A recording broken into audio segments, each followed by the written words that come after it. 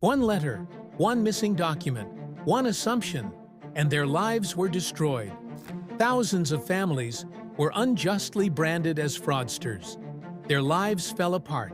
Some lost their homes, others, their children, and all because of a government system gone terribly wrong. But is this story as black and white as it seems? What if not everyone was innocent? Stay with me.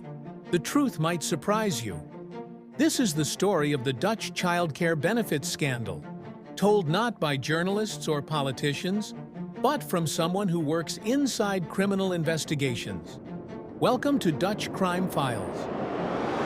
What is the childcare benefit system? In the Netherlands, parents receive government support to pay for childcare.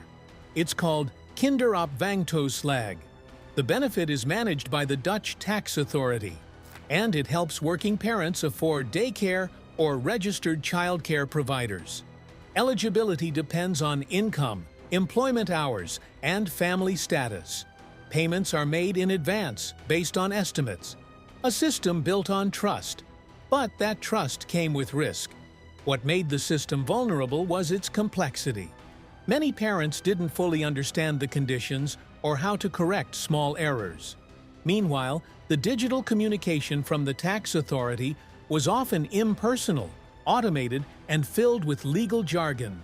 For those with lower literacy or limited Dutch proficiency, understanding their rights, or even recognizing that something had gone wrong, was nearly impossible. What went wrong? In the early 2010s, the Dutch government decided to crack down on fraud. They created an aggressive anti-fraud algorithm, an automated system to detect misuse. It flagged families for investigation, often because of minor paperwork errors or something as simple as dual nationality. Suddenly, thousands of parents were labeled criminals, even when the mistake came from the daycare center. There was no room for nuance. You were either honest or a fraud. One of the most shocking revelations? That the algorithm labeled families as high risk simply because they had a dual nationality. Not because they had done anything wrong, but because their background statistically showed up more often. That's not fraud detection. That's profiling. Internally, the algorithm was referred to as a black box. Even employees couldn't fully explain why certain parents were flagged. And yet, the system was trusted more than the people it punished. And once flagged, parents were ordered to repay the full amount of their childcare benefits. Tens of thousands of euros. Gone. No investigation. No legal support. No explanation. A typo. A missing signature. That was enough. And with a strict zero-tolerance policy, there were no appeals, no payment plans, just pay it all back. The human impact. Imagine being a single parent, already struggling, and then being told you owe 30,000 euros. No warning, no help. Some had to sell everything, others went bankrupt. They weren't criminals, they were victims of a broken system. Some parents had their bank accounts frozen without warning. Others received letters saying they owed tens of thousands, with no explanation, no phone number, just a due date.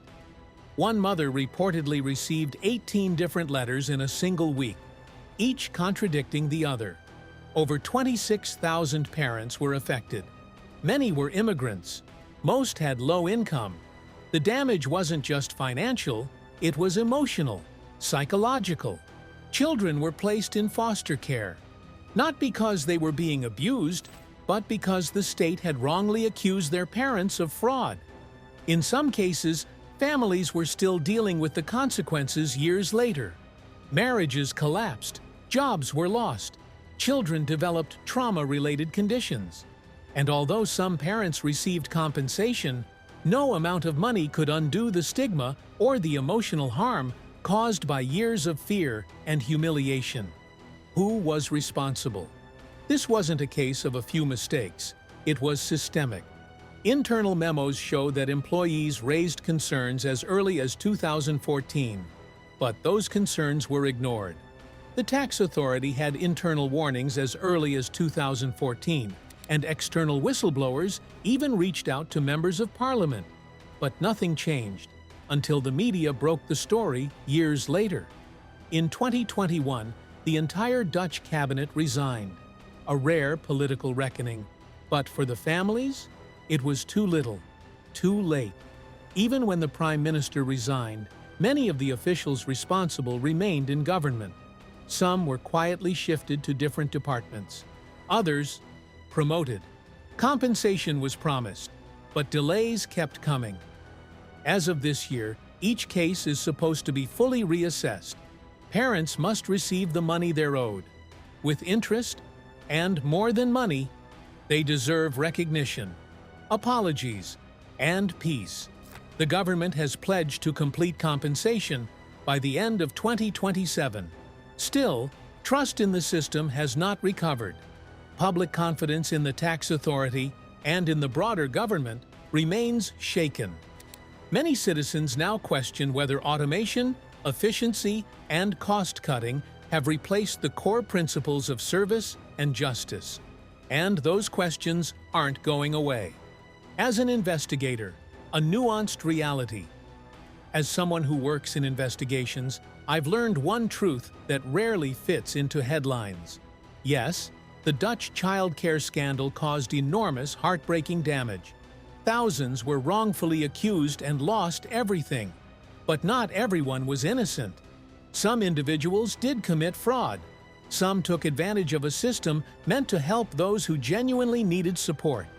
And now, in the wake of widespread compensation efforts, even those rightly labeled as fraudsters are benefiting again. That's hard to swallow. It feels like justice isn't equally served. And if you ask around in the investigative world, in lunchrooms, in corridors, you'll hear the same uneasy truth.